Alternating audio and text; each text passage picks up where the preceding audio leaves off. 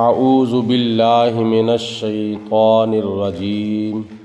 بسم اللہ الرحمن الرحیم قال اللہ تبارک و تعالی فی القرآن المجید والفرقان الحمید وَإِذْ قَالَ مُوسَىٰ لِقَوْمِهِ إِنَّ اللَّهَ يَأْمُرُكُمْ أَن تَذْبَحُوا بَقَرَةً قَالُوا أَتَتَّخِذُنَا هُزُوًا قَالَ أَعُوذُ بِاللَّهِ أَنْ أَكُونَ مِنَ الْجَاهِلِينَ۔ یہ آیت مبارکہ سورۃ بقرہ کی آیت نمبر 67 ہے، جس میں اللہ پاک کی ذات بابرکات نے قوم بنی اسرائیل کی ایک گائے کا واقعہ شروع فرمایا ہے۔ اللہ پاک ارشاد فرماتا ہے وَإِذْ قَالَ مُوسَىٰ، اور اس وقت کو یاد کرو جب حضرت موسیٰ علیہ السلام نے ارشاد فرمایا لِقَوْمِهِ، اپنی قوم سے، اِنَّ اللَّهَ، بے شک اللہ تعالیٰ، یَأْمُرُکُم، تمہیں حکم دیتا ہے، ان تذبحوا بقرہ، یہ کہ تم ایک گائے کو ذبح کرو۔ قالوا، تو انہوں نے آگے سے کہا، اتتخذنا ہزوا، اے موسیٰ علیہ السلام، کیا آپ ہمیں مذاق بناتے ہیں؟ قال، حضرت موسیٰ علیہ السلام نے فرمایا، اعوذ، میں پناہ مانگتا ہوں، باللہ، اللہ تعالیٰ کی، ان اکون من الجاہلین، یہ کہ میں جاہلوں میں سے ہو جاؤں۔ جو آگے واقعہ اللہ پاک کی ذات نے تفصیل کے ساتھ بیان فرمایا ہے، میں اس کو ذرا مختصر طور پر بتا دوں کہ قوم بنی اسرائیل کے اندر ایک شخص قتل ہو گیا تھا، اور اس مقتول کا قاتل ٹریس کرنے کے لیے اس مقتول کے خاندان کے لوگ جو تھے، قوم بنی اسرائیل کے کچھ لوگ حضرت موسیٰ علیہ السلام کے پاس آئے، تو جناب موسیٰ علیہ السلام نے اللہ تعالیٰ کی بارگاہ میں عرض کی کہ یا پروردگار عالم، یہ میری قوم کے لوگ کچھ آئے ہیں اور اس مقصد کے لیے آئے ہیں۔ تو اللہ پاک نے آگے سے ان کو ارشاد فرمایا کہ اے پیارے موسیٰ، آپ ان کو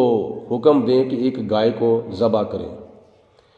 تو جب حضرت موسیٰ علیہ السلام نے فرمایا کہ اللہ تعالیٰ تمہیں فرماتا ہے کہ ایک گائے کو ذبح کرو،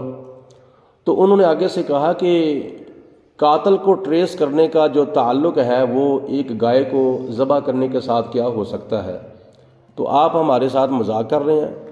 تو جناب موسیٰ علیہ السلام نے فرمایا کہ مذاق کرنا یہ جاہلوں کا کام ہے،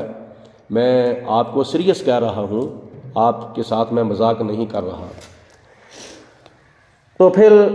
انہوں نے آگے سے کہا، قالوا ادع لنا، آپ ہمارے لیے دعا کریں۔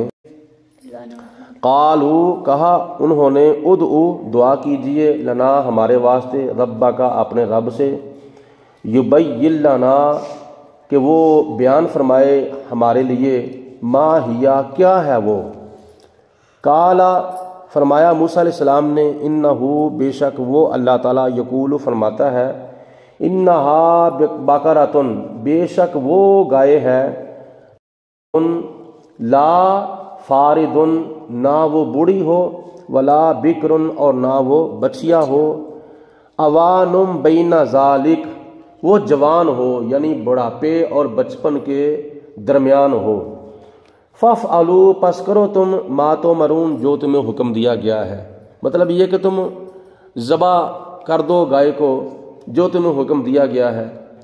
مطلب یہ تھا کہ موسیٰ علیہ السلام کا فرمانے کا کہ آگے سے اب اور کوئی یہ سوال نہ کرے، اس لیے فرمایا فافعلوا ما تؤمرون، پس جو تمہیں حکم دیا گیا ہے وہ کرو۔ انہوں نے آگے سے پھر دوسرا سوال کر دیا، قالوا، کہا بنی اسرائیلیوں نے، ادعو، دعا کیجئے، لنا، ہمارے واسطے، ربک، اپنے رب سے، یبین لنا، کہ ہمارے لیے بیان فرمائے، ما لونہا، اس کا رنگ کیا ہے، اس گائے کا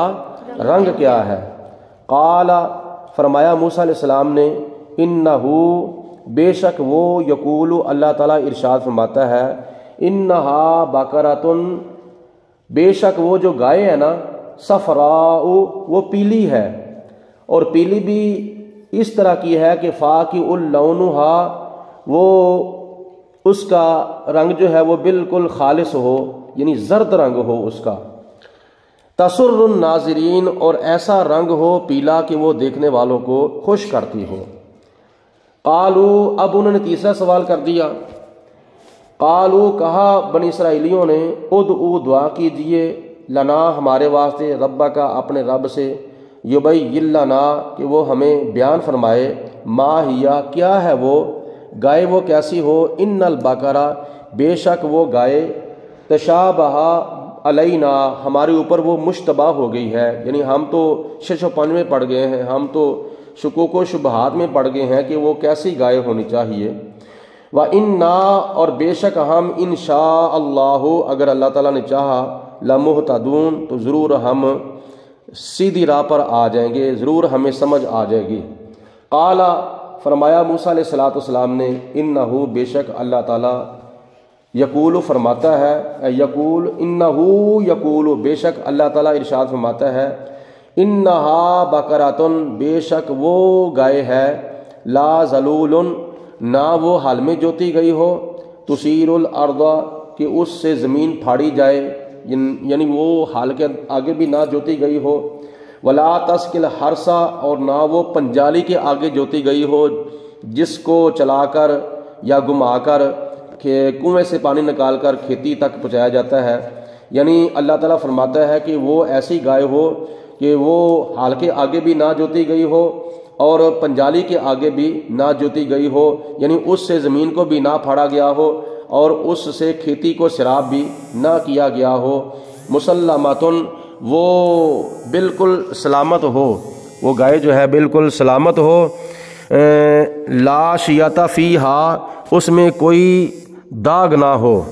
وہ بالکل بے داغ ہو۔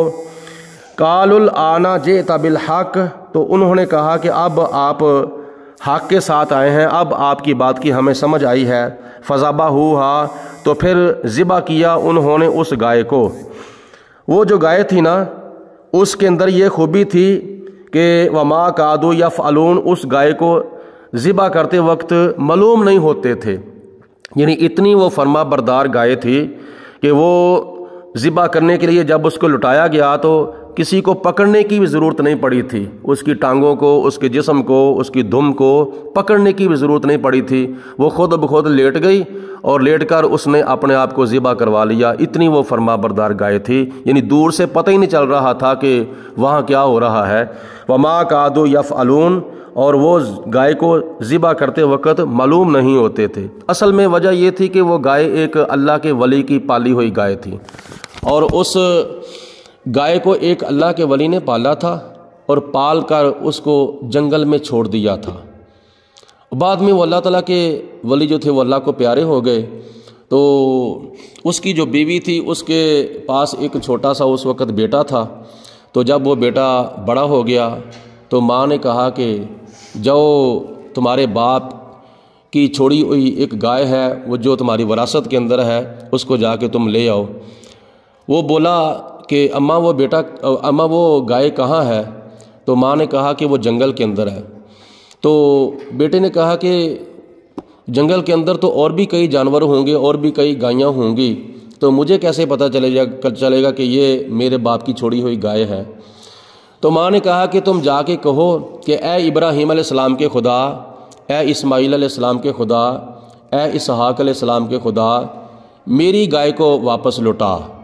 تو جب تو جا کے حضرت ابراہیم علیہ السلام، اسماعیل علیہ السلام اور اسحاق علیہ السلام کے خدا کو پکارے گا